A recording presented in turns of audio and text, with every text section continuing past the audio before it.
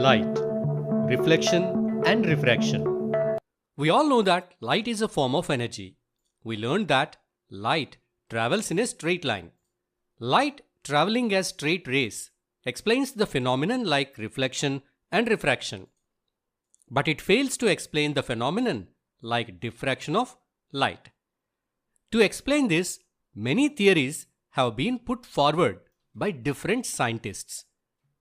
Let us know about the different theories of light. The corpuscular theory. The corpuscular theory of light proposes that light consists of tiny particles called corpuscles. These particles travel in straight lines and bounces off surfaces, explaining reflection. This theory was originally proposed by Sir Isaac Newton. The wave theory of light. It suggests that light behaves as a wave, spreading out and interfering with itself. This theory explains phenomena such as diffraction and interference. It was primarily developed by Christian Huygens. And next, the quantum theory of light. It suggests that the light is made up of tiny packets of energy called photons. These photons have both particle and wave properties, explaining phenomena like the photoelectric effect. This theory was developed by Albert Einstein and forms the basis of quantum mechanics. But in this lesson, we are going to study the reflection and refraction of light. For this, we consider the notion that light rays travel in straight line. What is reflection of light? When a light ray strikes a smooth polished surface like mirror, it bounces back. It is called as reflection of light. We can study the reflection of light with the help of mirrors. Mirror is an opaque object with shiny reflective surface.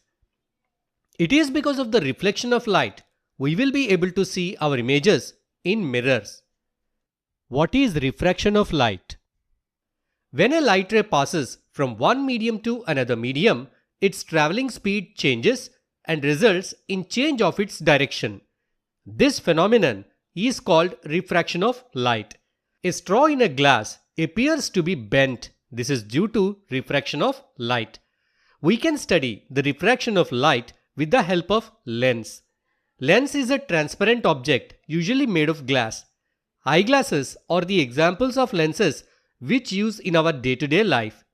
First, let us study the reflection of light with the help of mirrors. This is a plane mirror. When a light ray strikes a plane mirror, it gets reflected back.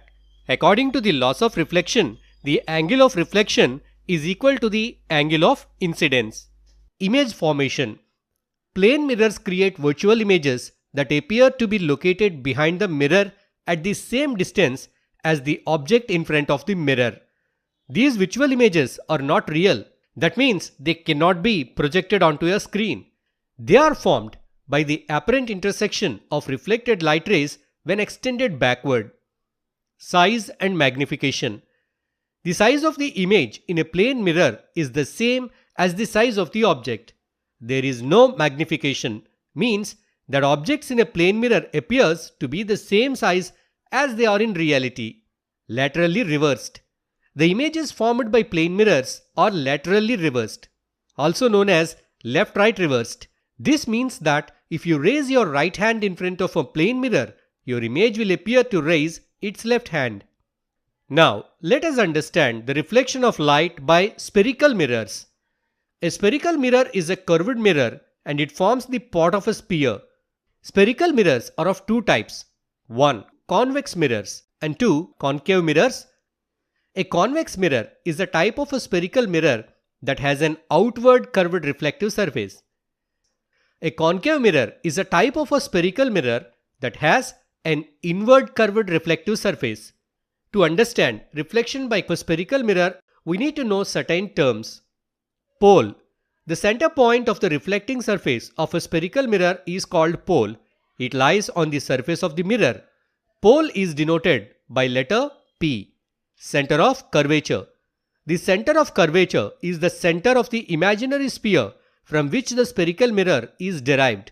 It lies behind the mirror in case of a convex mirror and lies in front of the reflecting surface of a concave mirror. It is represented by the letter C, radius of curvature. The radius of curvature or of a spherical mirror is the radius of imaginary sphere of which mirror is a part. Principal axis. The line joining pole and center of curvature is called principal axis. We should remember that the principal is normal to the mirror at its pole. That means at the point of pole, the angle between the plane of the mirror and the principal axis is 90 degrees. Principal focus. If a number of light rays parallel to the principal axis are falling on a concave mirror, they all meet or intersect at a point on the principal axis of the mirror. This point is called the principal focus of the concave mirror. In case of a convex mirror, the reflected rays appear to come from a point on the principal axis. This point is called the principal focus of the convex mirror. The principal focus is represented by the letter F. Focal length. The distance between the pole and the principal focus of a spherical mirror is called the focal length, and it is represented by the letter small f. Aperture. The diameter of the reflecting surfaces of the spherical mirror is called its aperture. In this chapter, we are discussing about the spherical mirrors whose aperture is smaller than their radius of curvature. Let us see the relation between the radius of curvature and the focal length. The relationship between the radius of curvature R and the focal length f of a spherical mirror is as follows. For spherical mirrors with small apertures, the radius of curvature is found to be equal to twice the focal length. We write it as R equal to 2f or f equal to R by 2. This means that the principal focus of a spherical mirror lies midway between the pole and the center of curvature. Representation of images formed by spherical mirrors using ray diagrams. Rules for making ray diagrams. Parallel ray rule. For a concave mirror, if a light ray passes parallel to the principal axis, after reflecting, it passes through the focal point F. For a convex mirror, if a light ray passes parallel to the principal axis, after reflecting, it appears to come from the focal point F behind the mirror. Focal ray rule. For a concave mirror, if a light ray passes through principal focus, after reflection, it emerges parallel to the principal axis. For a convex mirror, if a light ray is directed towards the principal focus, after reflection, it emerges parallel to the principal axis. Center of curvature ray rule. For a concave mirror, if a light ray goes from the object to the center of curvature, after reflection, it retraces its path back to the center of curvature. For a convex mirror, if a light ray is directed in the direction of center of curvature, after reflection, it retraces its path back. 4. A ray incident oblique to the principal axis towards pole of the mirror is reflected obliquely on the concave mirror or a convex mirror, the incident and reflected rays making equal angles with the principal axis. First, let us draw some ray diagrams. Image formation by a concave mirror for different positions of the object. Case 1. If the position of the object is at the infinity, the position of the image will be at the focus F. The size of the image is highly diminished and point-sized. The nature of the image is real and inverted. Case 2. If the position of the object is beyond C, the position of the image will be between F and C. The size of the image is diminished. The nature of the image is real and inverted. Case 3. If the position of the object at C, the position of the image will be at C. The size of the image will be same as object. The nature of the image is real and inverted. Case 4. If the position of the object is between C and F, the position of the image will be at beyond C. The size of the image will be enlarged. The nature of the image is real and inverted. Case 5. If the position of the object is at F, the position of the image will be at infinity. The size of the image will be highly enlarged and the nature of image is real and inverted. Case 6. If the position of the object is between P and F, the position of the image will be behind the mirror. The size of the image will be enlarged and the nature of image is virtual and direct. Uses of concave mirrors. Concave mirrors are used as shaving mirrors, dentist mirrors. They are also used in the reflectors of torchlights and vehicle lights. Now, we will see the image formation by convex mirror. Here we consider only two positions of the object for studying the image formed by convex mirror. Case 1. If the position of the object is at infinity, the position of the image will be at the focus behind the mirror. The size of the image is highly diminished and point-sized. The nature of the image is virtual and direct. Case 2. If the position of the object is between infinity and the pole of the mirror, the position of the image will be between P and F behind the mirror. The size of the image is diminished. The nature of the image is virtual and erect. Uses of convex mirrors. They are used as rear view mirrors in vehicles because they always forms an erect image and have wider field of view as they are curved outwards. Sign convention for reflection by spherical mirror.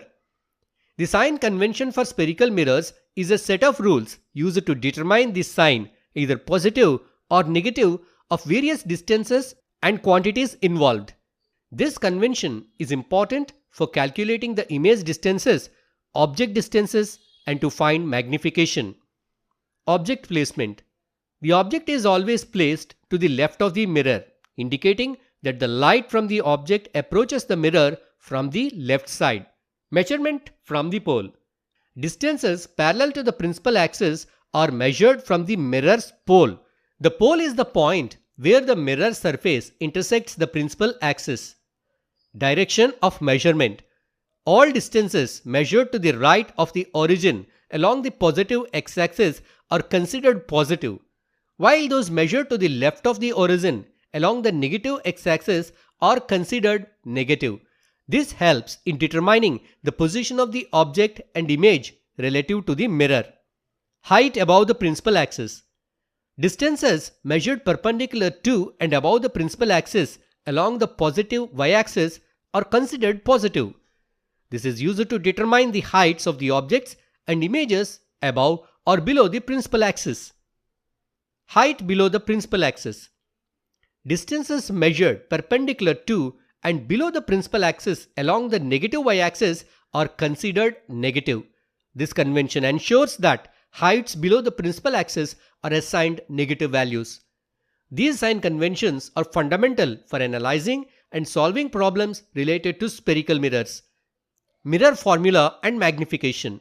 The mirror formula is particularly useful for determining the position and characteristics of an image formed by a mirror. The mirror formula is a fundamental equation used to relate the object distance u and the image distance v and the focal length f of a spherical mirror. It is expressed as 1 by v plus 1 by u is equal to 1 by f, where f is the focal length of the mirror, v is the image distance, means the distance from the mirror to the image, and u is the object distance, that is the distance from the mirror to the object. Magnification. Magnification refers to the ratio of an image to the height of an object. It is denoted by letter m. That means it is the comparison of the size of the image with respect to the size of the object. That is, height of the image h dash by height of the object h, means m is equal to h dash by h. The height of the object should be taken as positive since it is usually placed above the principal axis.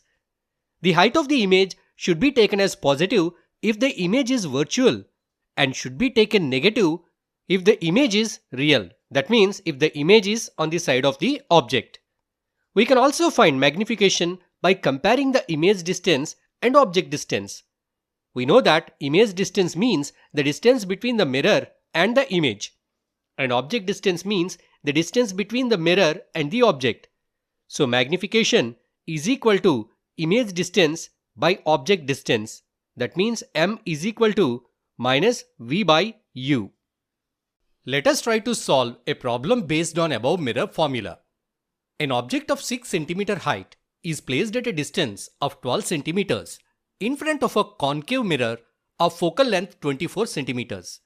Find the position, nature, and size of the image. First, let us draw a rough diagram with the values given for a better understanding. This is the position of the object with 6 centimeters height, and the distance between the object and the pole is 12 centimeters. The focal length is 24 centimeters. So we have focal length and object distance. Here, while writing the values of focal length and object distance, we have to take them as negative. Because as per the sign convention, the focal length is on left side of the mirror. So it is a negative value. And the object is also on the left side of the pole.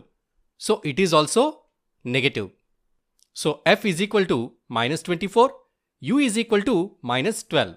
And we need to find V, that is image distance, and M, that is the magnification. Now let us write the mirror formula. That is 1 by F is equal to 1 by V plus 1 by U. 1 by F, F means minus 24. So 1 by minus 24 is equal to 1 by V plus 1 by minus 12, because U is minus 12. Now 1 by 12 minus 1 by 24 equal to 1 by V. Here 2 minus 1 by 24 is equal to 1 by V. So here V is equal to 24 centimeters, that is positive 24 centimeters. So we found the value of V, that is the image distance. Now we have to find out the image height. To do that, first we need to find out the magnification. So now let us find the magnification of the image. Magnification formula is M is equal to H dash by H. H dash is height of the image, by H is that height of the object. But here we don't know the height of the image. So we use the other formula, that is minus V by U, image distance by object distance. So now we know both the values, image distance and object distance. Let them substitute here. M is equal to minus V, that is image distance in negative value, minus 24 by object distance, that is minus 12. So minus 24 by minus 12, that is 2. So the magnification of the image is 2. That means that the image is 2 times bigger than the object. Now let us find the image size. For this we take the formula M is equal to H dash by H. H dash means height of the image. So we need to find out that. Then H is 6. And we know the magnification, that is 2. Now let us substitute these values. Magnification is 2. So 2 is equal to H dash by H is equal to 6 we know. So 2 is equal to H dash by 6. Then H dash is equal to 6 into 2. It is 12 centimeters. So the image height is 12 centimeters. Now let us know the nature and position of the image. We know that if the position of the object is between P and F, that is between the pole and the focal length, then the image will be virtual and upright. So in our problem, the nature of the image will be at this point, 24 centimeters away from the pole with a height of 12 centimeters. So we find the position of the image 24 centimeters away from the pole towards right, and nature of image virtual and upright, and the size of the image is 12 centimeters. Refraction of light. Refraction is the change in the direction of light passing obliquely from one medium to another medium.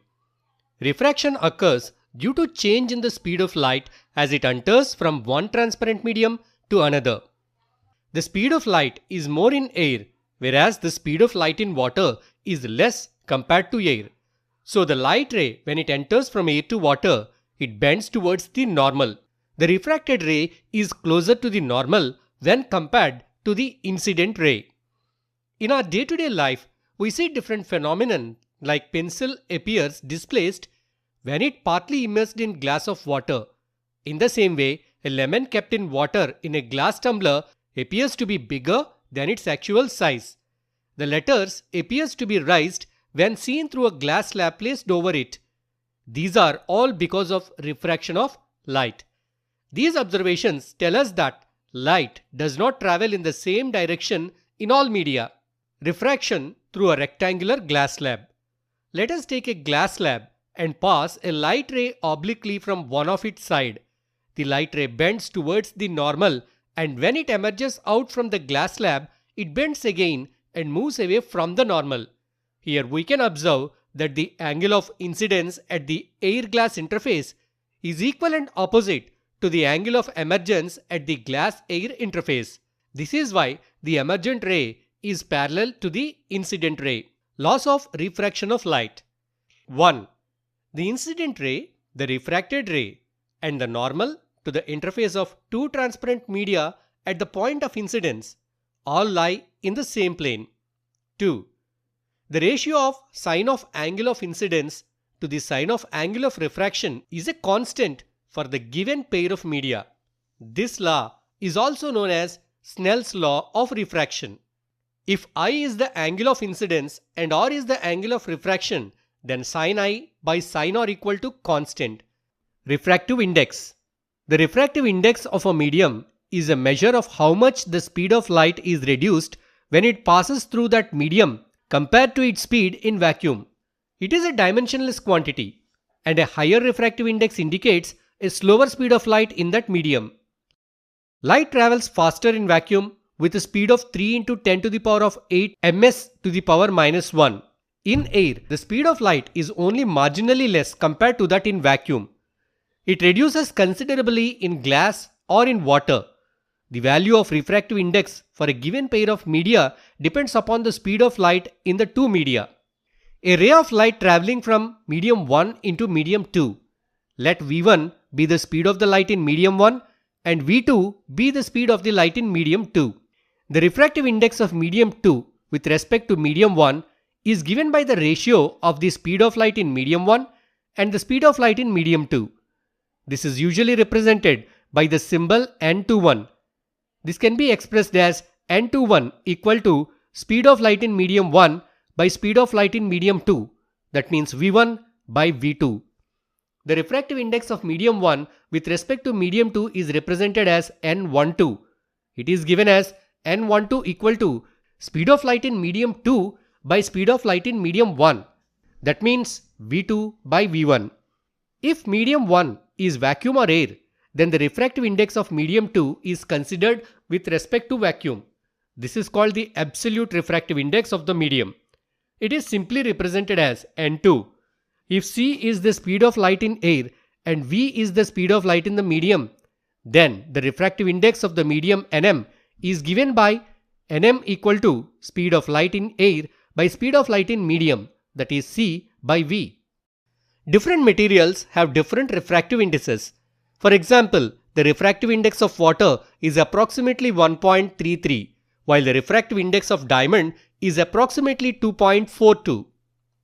Now let us see the refraction by spherical lenses. A transparent material bound by two surfaces of which one or both surfaces are spherical forms a spherical lens.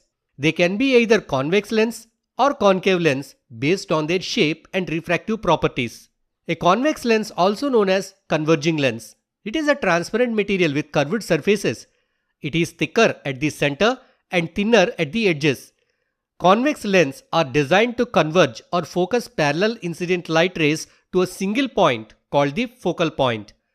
A concave lens, also known as diverging lens, is a transparent optical device with curved surfaces that curve inward like a cave. Concave lenses are thinner at the center and thicker at the edges. These lenses are designed to cause parallel incident light rays to diverge away from the virtual focal point. A lens has two spherical surfaces. Each surface forms a part of a sphere. The center of these spheres is called center of curvature. Principal axis. An imaginary straight line passing through the two centers of curvatures of a lens is called its principal axis. Optical center O. The central point of a lens is called optical center. Aperture. Effective diameter of the circular outline of a spherical lens is called its aperture. Principal focus F. The point where the rays parallel to the principal axis meet after refraction is called principal focus. A lens has two spherical foci. Focal length F. The distance of principal focus from optical center. Rules for the ray diagram of spherical lens. A light ray which is parallel to the principal axis after refraction will pass through the principal axis in case of convex lens and will appear to be coming from principal focus in case of concave lens. Light rays passing through the convex lens or directed towards the focus in concave lens will emerge parallel to principal axis. A ray directed to the optical center will emerge out undeviated in case of both convex and concave lens. Image formation by convex lens. Case 1. If the position of the object is at infinity, the position of the image will be at the focus f2 and the relative size of the image is highly diminished and point-sized. The nature of the image is real and inverted. Case 2. If the position of the object is at beyond 2f1, the position of the image will be between f2 and 2f2. The relative size of the image is diminished. The nature of the image is real and inverted. Case 3. If position of the object is at 2f1, the position of the image will be at 2f2. The relative size of the image is same. The nature of the image is real and inverted. Case 4. If position of the object is at f1 and 2f1, the position of the image will be at beyond 2f2. The relative size of the image is enlarged. The nature of the image is real and inverted. Case 5. If position of the object is at focus f1, the position of the image will be at infinity. The relative size of the image is infinitely large and highly enlarged. The nature of the image is real and inverted. Case 6. If position of the object is between focus f1 and optical center O, the position of the image will be on the same side of the lens as the object. The relative size of the image is enlarged. The nature of the image is virtual and erect. Let us now study the nature, position and relative size of the image formed by a concave lens. Case 1. If position of the object is at infinity, the position of the image will be at the focus f1. The relative size of the image is highly diminished and point-sized. The nature of the image is virtual and erect. Case 2. If the position of the object is between infinity and optical center O of the lens, the position of the image will be between focus and optical center O. The relative size of the image is diminished. The nature of the image is virtual and erect. Sign convention of spherical lens. The sign convention of the spherical lens is same as the one used for spherical mirrors. We apply the same rules for signs of distances except that all measurements are taken from the optical center of the lens. In the sign convention of spherical lens, the focal length of a convex lens is positive and that of a concave lens is negative. Lens formula. This formula gives the relationship between object distance u and image distance v and the focal length f. The lens formula is expressed as 1 by v minus 1 by u equal to 1 by f. The magnification m of a spherical lens is a measure of how much the lens magnifies or reduces the size of an object as it forms an image. Magnification is calculated using the following formula: m equal to h dash by h. Magnification is represented by the letter m. If h is the height of the object and h dash is the height of the image given by a lens. Magnification produced by a lens is also related to the object distance u and the image distance v. This relationship is given by m is equal to h dash by h equal to v by u, where m is the magnification of the lens, v is the image distance, means the distance from the lens to the image, and u is the object distance, means the distance from the lens to the object. Power of lens. The power of a lens is a measure of its ability to bend light. It is represented by the letter P. The power P of a lens of focal length f is given by P equal to 1 by f. The power of a lens is measured in units called diopters d. P is the power of the lens in diopters d. F is the focal length of lens in meters m. Positive and negative powers.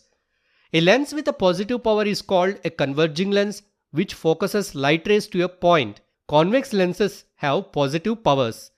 A lens with a negative power is called diverging lens, which causes light rays to spread out. Concave lenses have negative powers. This is all about the reflection and refraction of light.